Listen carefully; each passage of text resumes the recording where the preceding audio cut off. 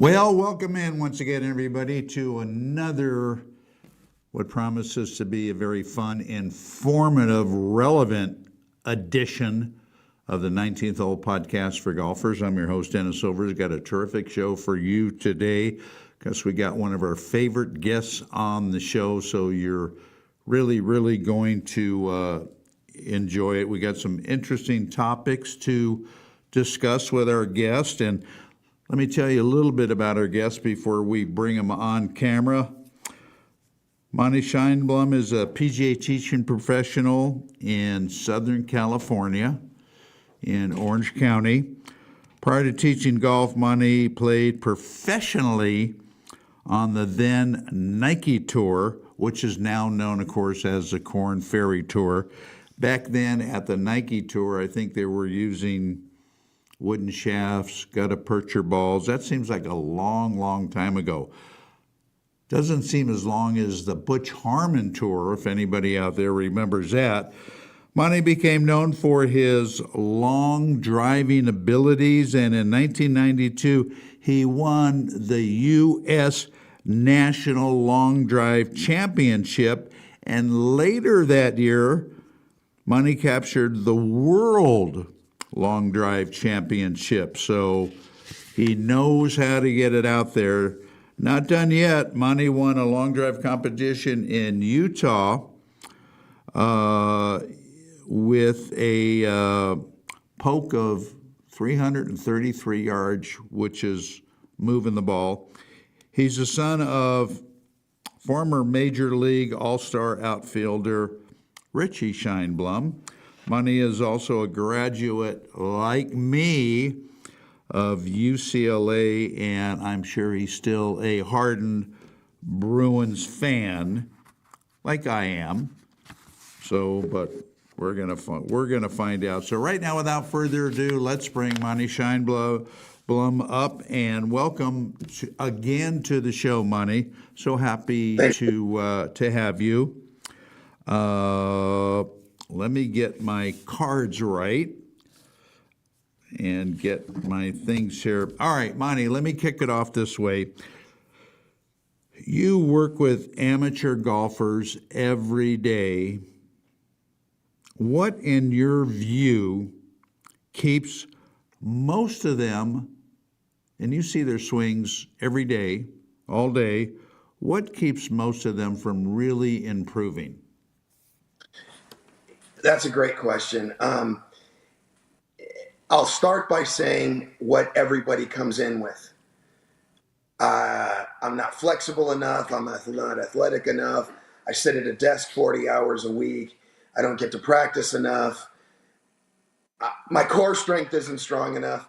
I hear all of these reasons why they're not better golfers. And I always say to them, those are the reasons why you're not a tour player. They are not the reasons why you're not a better golfer. The reason why you're not a better golfer is the concepts you have of what a good golf swing is are completely incorrect. And that is getting in the way of your improvement. Yeah, that's very good. Do you think that most guys, because I think basically, Monty, the golf swing is fairly simple.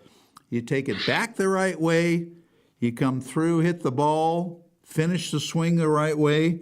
I don't think really all that complicated, but guys read magazines, look at YouTube, get CDs, read golf publications. They start adding things to their swings as they go along, and I think that's what really mucks them up in the long run. Do you agree? 100%. When I give golf lessons, 90% of them are not me adding something. 90% of them are me eliminating movements and thoughts that are, I'm sorry to say, incorrect. And the issue is the narrative of what's been a good golf swing for 100 years has been proven to be incorrect. And when we measure with modern technology what happens in a good golf swing, it pretty much negates every single one of the tried and true swing cliches that golfers throw at each other on the range all day. So again, it's like, well, Monty, I'm doing that because you're supposed to do this. Well, you're not supposed to do that. Oh, so I don't have to do this? No. Well, what about this? No, you don't have to do that either. And that's how a lot of my lessons go. No, you don't have to do that. That's not right. Eliminate that thought. Interesting. Give us an example of that, if you would, that you see with your students that come to you. So one of the tried and true cliches is you shift your weight to the right in the backswing, Right. You shift your weight to the left in the downswing. Right. And with modern technology and pressure mats and force plates, we've found that's not what happens. There's an initial movement to the right. The force of you taking the club away automatically puts you into the right side if you do it correctly. Then when you rotate your body correctly, it kind of drifts you back into the left side as you get to the top of the swing, and then you rotate. Well, when you watch a tour player do that, it's like, oh yeah, Hogan, Tiger, Nicklaus, Snead, they all did that. None of them are shifting their weight right and then lunging their weight back to the left, which is what most amateur golfers try and do. Yeah, that's very fair. And I think also, Monty, you might disagree with me, but a lot of golfers think that rotational speed is what they need to hit the ball farther. And I disagree with that. I don't think it's the hips, it's rotational speed. Do you agree? You're 100%. And the data that I give people to debunk that myth immediately is, we have objective data now, which still strikes me as funny that there's still subjective narratives out there. Here's the objective data. When they measured all of the women on the LPGA Tour and all of the men on the PGA Tour, women fire their hips significantly faster than the men do on average. Wow. And they fire their torso and their shoulders a little bit faster than the men do. And obviously, the men hit it significantly farther than the women. This is not to say that more efficient rotation won't help you hit it farther, but spinning your hips as fast as you can does not make you hit the ball farther. Yeah. It's obviously the arms and the hands, and that's interesting though about the women, about what you said. I didn't know that myself. What's your opinion, Monty, about this stupid, very stupid rule change about rolling the ball back? It's stupid, and it's a huge story. Okay, so as you said in the intro, my dad played Major League Baseball. And so here is my opinion. I posted this on Facebook. And you can poke a few holes in this, but it's a pretty fair comment. We are living through an unprecedented popularity in golf. So this seems to me, let's fix it until it's broken kind of a thing. And the analogy I made is what would it do to baseball popularity if they moved all the fences back to 500 feet to reduce the amount of home runs? Yeah. If they raised the rim and moved back the 3-point line so there were fewer dunks and 3-point shots. Yeah. And if they made the goal smaller in hockey and in soccer so there was less scoring. And I think there would be a consensus that all of those things would have a negative effect on the sport. Totally. And I just don't see. So let's go to a practical sense here. Everybody complains about, we have to make the courses 8,000 yards to make them challenging for the pros because of how far the ball goes. Well, Colonial and Riviera are like 6,900, 7,000 yards, and they produce some of the highest scores of the year on the PGA Tour. Right. You don't have to have a 7,500-yard golf course for 12 under to win a golf tournament. I agree, 100% with that. There's so many other ways to slow these guys down, and it's not all about the length. But when you think about rolling back the ball, and we've talked about this, all right, amateurs in the game aren't tour players. They're looking to get it have as much fun as they can. Let's leave the amateurs alone, and let's get one tour ball, if you will, for all of the tours. That seems to be a simple solution. Well, I've heard that one, and here's the problem I have with that one. Part of the fun for the amateur is in no other sport do you get to go out at the Rose Bowl and play flag football with your friends. You don't get to go into Yankee Stadium and take batting practice. But in golf, you get to go play the same golf courses with the same equipment that the pros do. Right. And I just think that is another, that's a fair compromise. I'll give you that. But that's just something that I think would reduce how popular would the pro tours be if the average amateur who's pretty athletic is driving the ball 325 and then he turns on the TV and Rory McIlroy and Bryson DeChambeau are hitting it 295. Yeah. That's going to reduce the popularity of pro golf if they do that. That's my opinion. That's a very, very good point. Because amateurs are looking, let's face it, to be honest, they're looking for every advantage, if you will, that they could get legally, to help them play better, to help them score better, to help them enjoy the game more. With the advancement of the ball, with the advancements of club technology right now, why take that away from them? Yeah, you and I are on the same page here. And what you said about legally, they don't even care about that. I know people that it increases their enjoyment of golf. They put chapstick on the head of their driver so the ball goes farther and straighter. Yeah. Yeah. I guess I've been doing it wrong, Monty, for a lot of years. I just put it on my lips.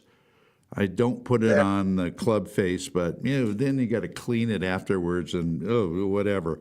But it's going to be an interesting scenario, and for viewers that don't know, they're not going to implement this for another 4 years or so. I think it's 2028 or something. It'd be interesting to see what the pros have to say, and they're going to have an opinion about it, as well as the ball manufacturers are going to have an opinion about it, because it could be very costly. A lot of golfers, Monty, and you're the perfect guy to ask this too, think that long drive has a lot to do with strength. True, a lot of these guys are built like brick, you know what I'm about to say, but I have heard that it is really a combination of strength and having what they call an efficient swing. And I've got to believe that to some degree. Where do you see it? I'm the poster child for that. I won 30 years ago, and I was 190 pounds, and still to this day, I'm the second smallest guy to win. So, I was 6'2", 190 pounds. I'm a little more than that now. But yeah, this relates to how golfers hit it farther. So, look, strength and fitness is just good in general. Okay. Sure. So here are the different ways that people are told they can, go through this, strengthening and stretching and core strengthening routine, and they'll get more distance. They can do this speed training and get more distance. Those things are true. Those things help.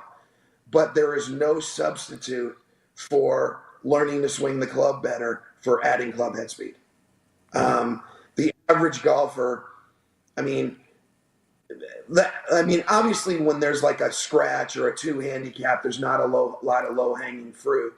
But when like an 8, 10, 12, 15 come in for a lesson, it is not uncommon for me to increase their club head speed by 10% or more in an hour because of Wow. the inefficiencies they have in their movement. That's It's not impressive. uncommon. It does. I mean, I'd say, a third of the time I'm able to get 8 to 12% more club head speed.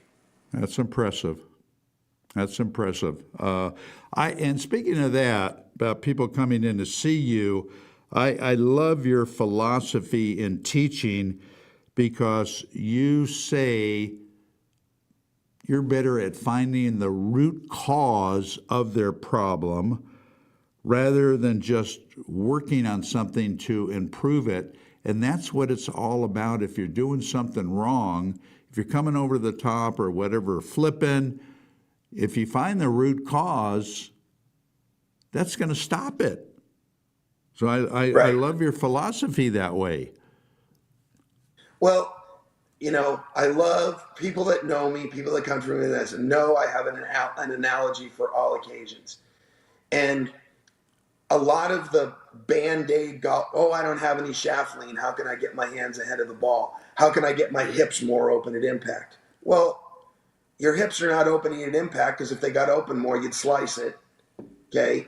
Your hands are not getting farther forward because the way you currently swing it, if you had shaft lean, you wouldn't get the ball in the air. And the analogy I always make is a lot of tips that golfers give each other, and I'm sorry to say a lot of instruction, words just like this. You go into the doctor with a cough, and the doctor says, hold your breath and you won't cough anymore.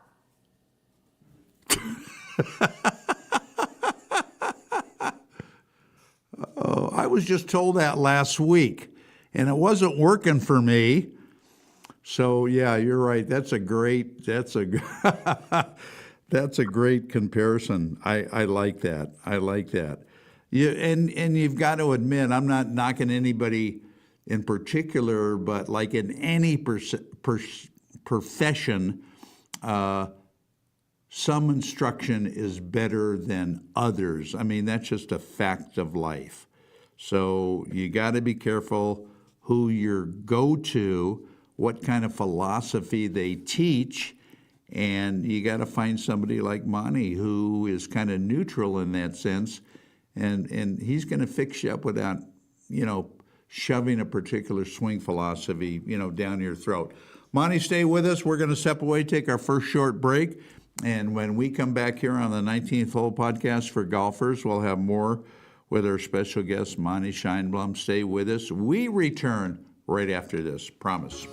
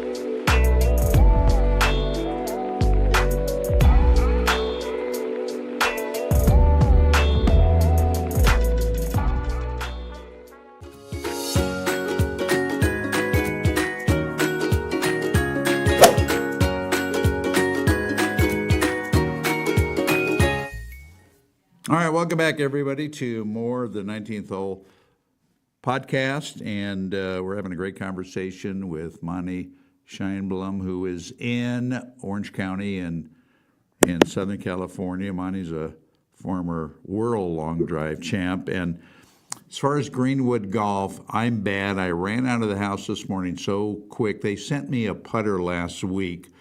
They're the only company, they're in Vancouver, Canada, by the way, that makes wooden putters. And they sent me a putter last week. I meant to bring it in, but I'm going to do it next week. It's absolutely gorgeous. And I took it out, Monty. I finally had time to play a few holes, and I said, you know what? All right, time to break in this putter. And not only does it look great, does it feel great, I made some bunch of putts with it. So I was a happy camper. I'm going to bring it in next week to show everybody, but they're absolutely fantastic. So check them out, greenwoodgolf.com, and you'll see what I'm talking about. So I apologize for forgetting to bring it in. Monty, if you were in charge, you were like king for a day of the long drive industry, what would you do, number one, to make it more popular, perhaps to get more participants, and to get more sponsors? Because you were on the inside of this thing for a long time. So, unfortunately, my heyday as a long driver was at its lowest point in marketing, so to speak. Before my time, like 3 or 4 years before me, maybe 5, they had it during the PGA Championship. And if you look at the old videos of Evan Big Cat Williams winning, there's like 10,000 people lining the fairway and around the tee box just going berserk for this. And then right after me, Art Sellinger took it over, made it a big deal, and and had it in Las Vegas for the longest time. So everybody who competed after me has Art to thank for making them a lot of money and making it more popular. And so that's how I'm going to answer your question. They have the home run derby at the All-Star game. If they had the World Long Driving Championship at the PGA on Tuesday, let's say, that would make it more mainstream and more popular. It's very popular. The year that I won, this is no joke, the year that I won, it was at the Boca Raton Resort. And you could not watch unless you were a guest at the resort. Okay. You could not come in and go watch. You had to be a guest at the resort to come watch. And there were like 200 people in the grandstand. Interesting. I just think for people that haven't seen a long drive contest in person, you got to do it because, number one, these guys are very interesting to see, and to hear the sound of that golf ball just exploding off that driver face and seeing where it goes is absolutely spectacular. So I hope whoever, and I forgot who is handling it now, gets it going, gets the popularity going, because it's just a terrific event to see. And I just wish there was, there was more of it, because it's absolutely great. 100%. I mean, like, the most fun time for crowds at a golf tournament is when the guy hits a great shot, makes a huge putt, and shows some emotion and pumps his fist and jumps in the air. That really brings the excitement out of the crowd. Well, at a long drive test, you get 40 of those in an hour. Yeah. Yeah, you do. That's true. It's just a terrific event. And like I say, the participants today, a lot of them are very, very interesting. I remember seeing a video of Big Cat hitting a golf ball through the yellow pages. It was like this thick or something. I mean, Yep. give me a break. Try to I don't care who you are that's on tour, what tour you're on. Have them try to do that today. Ain't going to happen, okay? Right. And that's the kind of stuff. That's the kind of stuff that you get. Do you give, Monty? I know you give a hell of a lot of lessons that people that come see you where you're teaching. Do you give playing lessons anywhere? Oh yeah. Okay. Those are my favorite things to do. So I have a traveling golf school, so to speak. I do a 3-day golf school in, New Jersey and Right. Chicago, Atlanta, and whatnot. And the third day, I take everybody out on the golf course, and without exception, everybody says, "Oh, this was my favorite part. This is where I learned the most." Right. Yeah, because you're actually doing what you've been told. And I wish you'd do a 3-day school here in Vegas. That would be awesome. Yeah, I've been trying to schedule one. You know, here's the problem: is pros are very territorial, which I don't really understand. Now, I understand they don't want some bozo walking up off the street and giving lessons to the people on the range. Right. But what I don't understand is like whenever I have a golf school in a new city, I have to make 10, 20, 30 phone calls before I finally get someone that says, "Oh yeah, come on out." And a lot of this was happening when golf was still struggling, like in 2016, 2017. Yeah. I'd call up and say, "All right, I'm going to come in there, and between range fees, green fees, and food and beverage, I'm going to spend $3,000 to $5,000 there." "Oh no, I'm sorry, we don't allow outside pros." And I just went, "I'm going to spend a bunch of money. I'm going to leave town. It's You have ridiculous. 15 new customers that you can Yeah. draw back to your facility." Right. "Yeah, well, we just don't do that." And you wonder how they keep their job or how in the hell they get hired in the first place. I know it's unbelievable. I'd love to set you up, and we're going to talk about that, getting you out here and doing a school someplace. I think we could make that happen, and I think a lot of people would be very, very interested.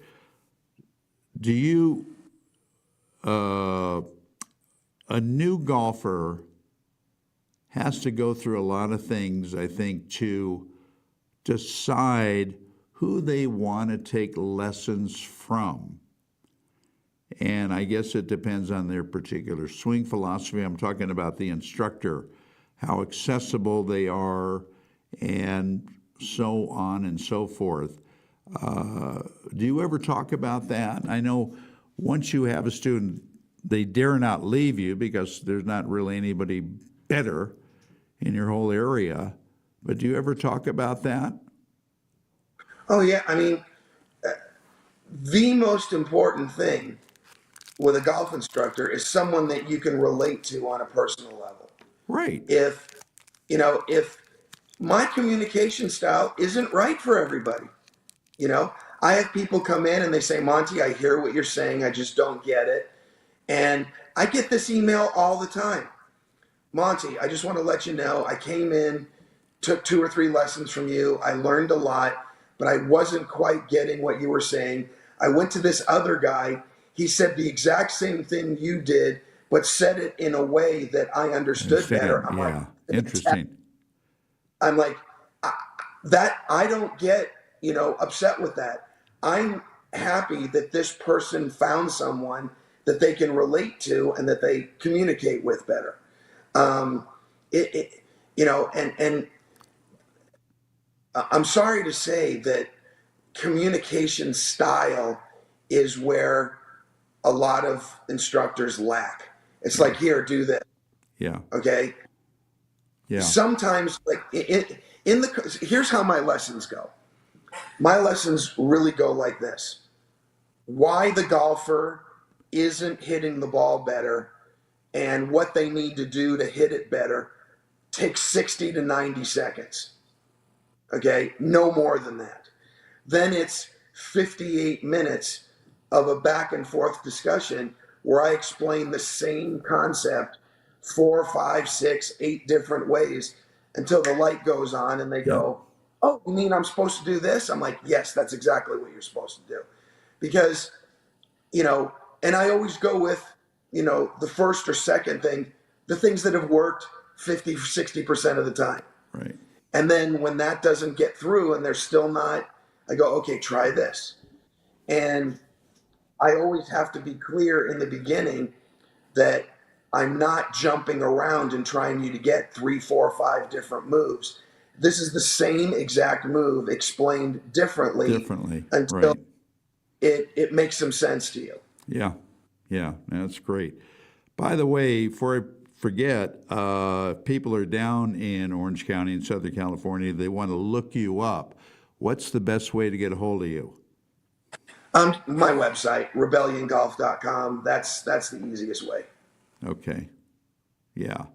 Which I would obviously highly recommend if you're serious about getting your game in shape. That would more in shape, I should say. That'd be good. All right, Monty, stand by. We got to take another short break. We'll come back. We'll wrap it up with you and got a couple more questions for you. So stay with us. We're going to be back with Monty and a lot more. So hang in there. We'll see you right after these commercials.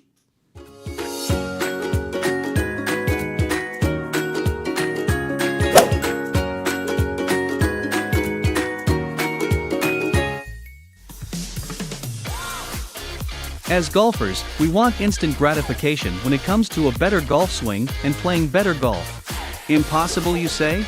Not anymore. Golf Boost Artificial Intelligence (AI) has developed and patented the most advanced swing analysis technology in golf. Simply, the algorithms detect your body position and then analyze your golf swing using their artificial intelligence technology. The AI captures all the relevant data from your swing video and then presents you a personalized lesson. Golf Boost AI is the ultimate swing analysis and virtual instruction system for golfers of all ages and abilities. This sophisticated software takes into consideration your height and build, playing level, and returns the ideal solution for your swing. Bottom line, Golf Boost AI is an incredibly convenient and cost-effective tool for golfers to improve their swing. Go to golfboost.com and check it out. The app is free to download and try. Visit golfboost.com today.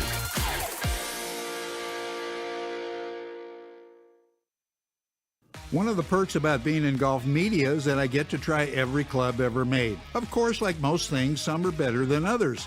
I'm here to tell you that I have found unquestionably the absolute best performing set of irons I have ever played, and my scores show it. Let me introduce you to Grindworks, custom-fitted irons that are made to fit your game. Grindworks offers players 3 different styles of irons. You can choose muscleback irons, cavity back irons, and even blades, along with some awesome wedges.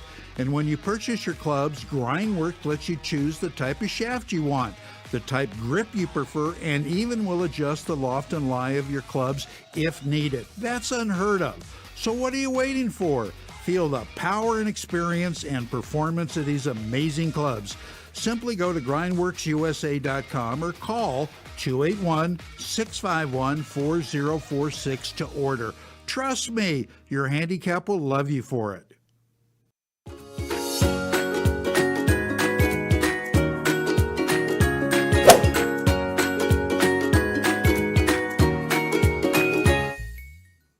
All right, welcome back, everybody, to the 19th Hole podcast for golfers. I'm Dennis Silvers, having as always, a great discussion with long drive champion and PGA teaching professional, Monty Scheinblum. And Monty, let me ask you this: at what stage? Or let me back off and put it this way. Everybody knows golf is a real tough game. That's what I tell people.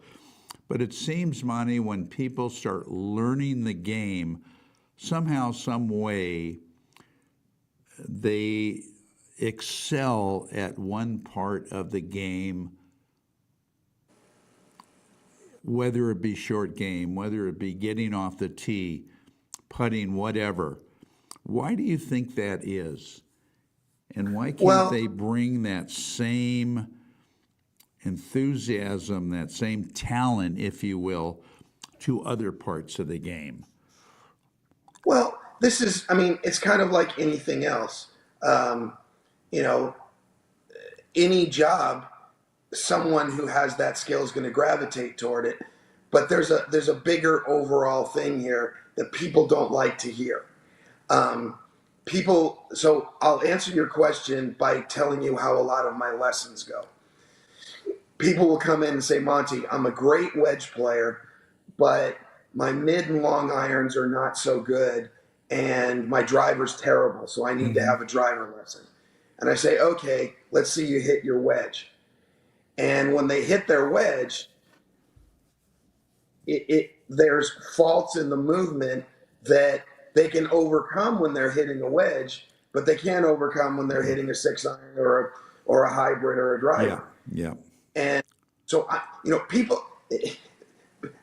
I teach some guys that are long drive competitors, and we spend 50 minutes of the hour hitting 7-iron, getting the sequencing right, and then I let them pull out driver and pound it.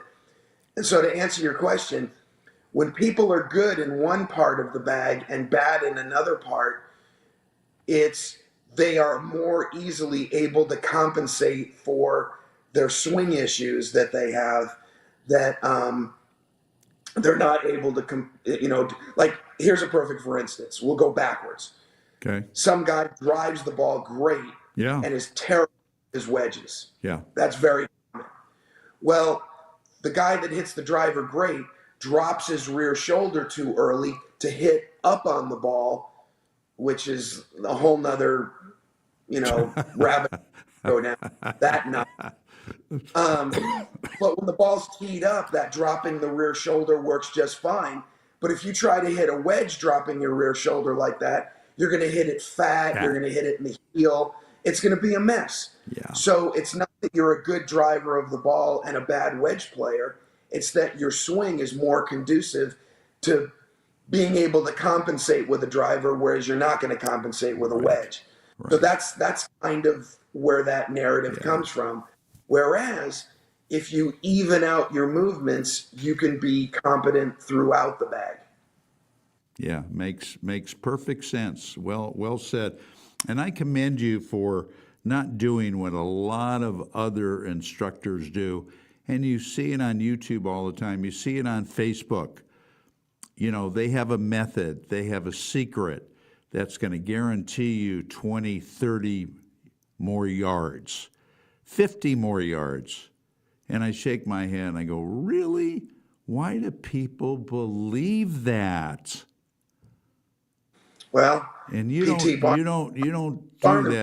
that kind of shenanigans. Well, yes and no. I mean, I do have like marketing terms for better movements in the swing. Well, sure. But my opinion is this, and the golf media tends to do this backwards. Okay, I wrote an article over 10 years ago, and I said, here's where the golf media ruins the average golfer. They don't show what 147 out of 150 tour players do. They find the anomaly in the hot young star, and they say, you should do this because this is why he's good. Mm-hmm. And I said, there's a young stud on the tour. He's going to win a big tournament soon. And on Monday morning, across golf media, they're going to say, everybody should do this because this is why this guy is good.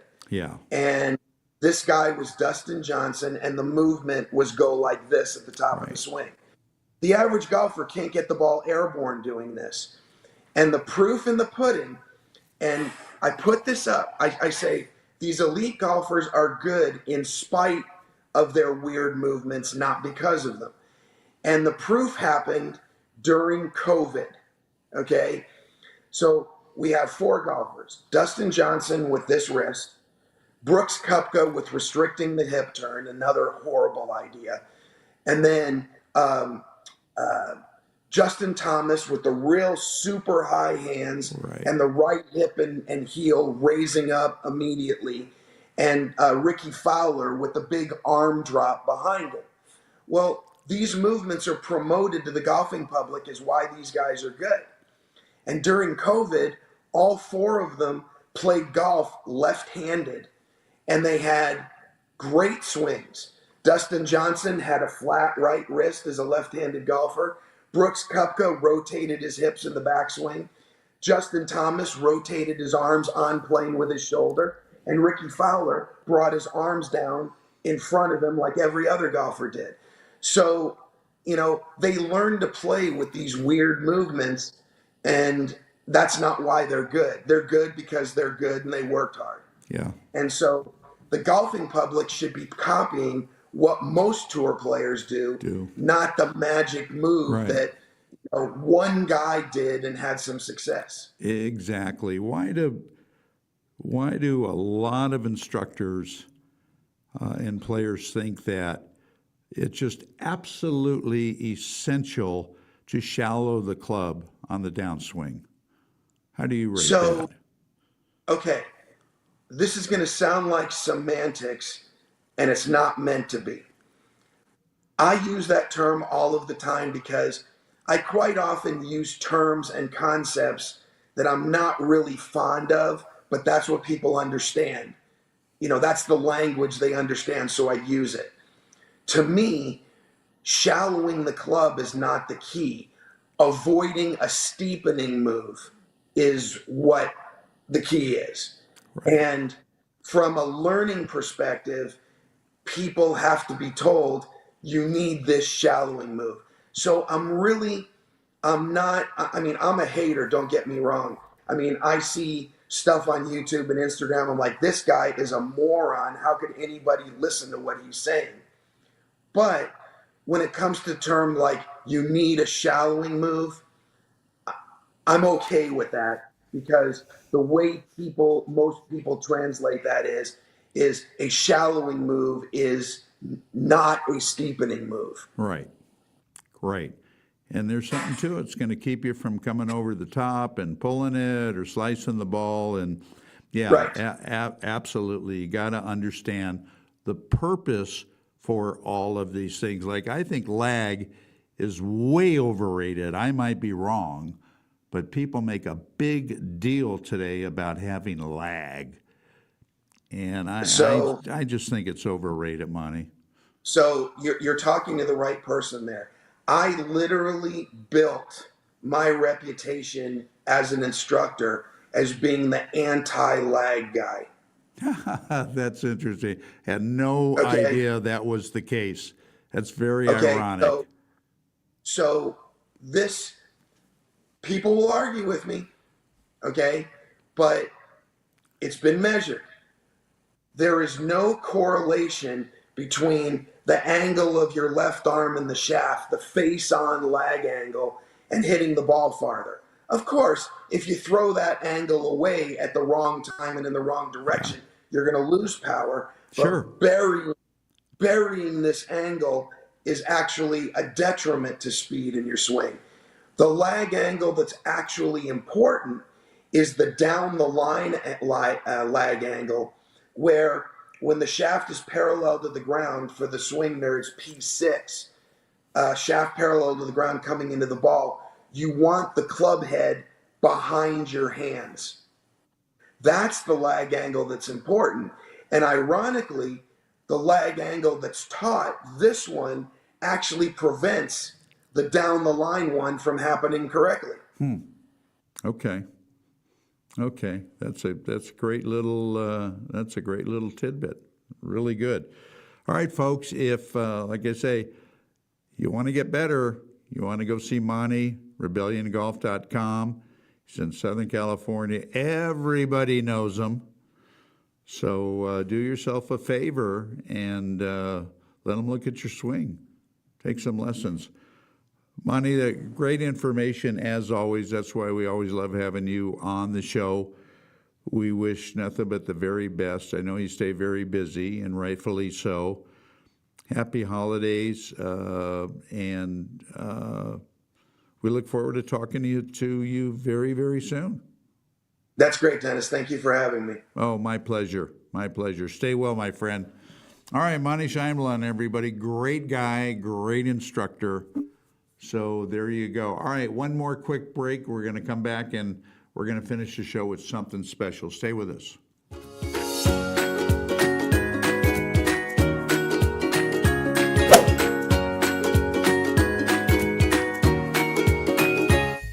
Hi, I'm Dennis Silvers, host of the 19th Hole Podcast for Golfers, and I'm here to tell you about some great wedges and putters from Grindworks USA. First, the Grindworks Barrett Collection Wedge Set. These wedges are unparalleled in today's market.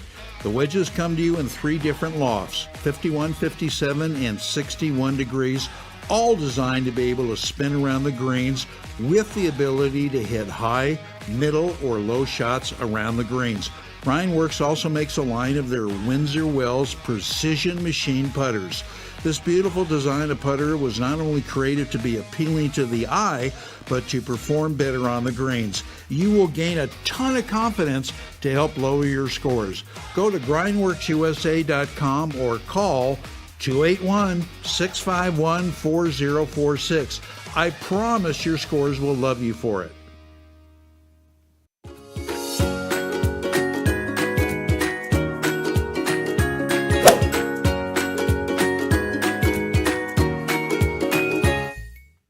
All right, welcome back, everybody, and we're going to leave you with something that I've been fortunate, excuse me, enough to have revived, and it's being shown on 8 News Now, KLAS Channel 8, our CBS affiliate here in Las Vegas, known as the Golf Minute. So take a look at this. Hi, I'm Dennis Silvers here for 8 News Now, and I'm here with longtime teaching professional Tom Mutzler. We're at Eagle Crest Golf Club in Sun City, Summerlin. And Tom, I think a major problem with most amateur players is alignment and direction. You're absolutely right, Dennis. It's almost impossible for me to aim this club face accurately at a target that's 100, 150, 200 yards down the range. So what I have to do is find an intermediate target, something a foot to 2 or 3 feet in front of me, that's on the line that I want to start my golf shot. I've cheated here and put a pebble out here and, along my target line, but I'm going to walk in looking at that intermediate target, aim my club face first, and then step in to take my stance. And now I'm ready to make my swing. Tom, thanks. That was great advice. I know that's going to help a lot of our viewers become better players. For the Golf Minute, I'm Dennis Silvers. We'll see you all back next time. That's great. Tom Mutzler, what a great guy and a very, very good teacher. And anyway, we're going to have one of these for you at the end of every show. We hope that does give you a nice tip and helps improve your game. So until next week, same time, same place, everybody. Hope you get a chance to get out and play some golf, and happy holidays to everybody too. So long, everybody.